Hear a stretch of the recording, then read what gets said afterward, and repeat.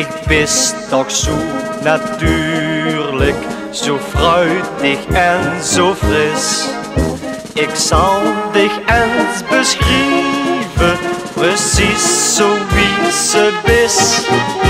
Ja, dich bist puur natuursis, en fruitig creatuursis, met vitamine kuursis, wist ik als ik dich zie. Die kersenlipjes lust ik, die vrome muntje kus ik, wil op die appelwinkjes, die persik uit verliefd. Ik raak niet uitgekeken, ik lig steeds op de loer.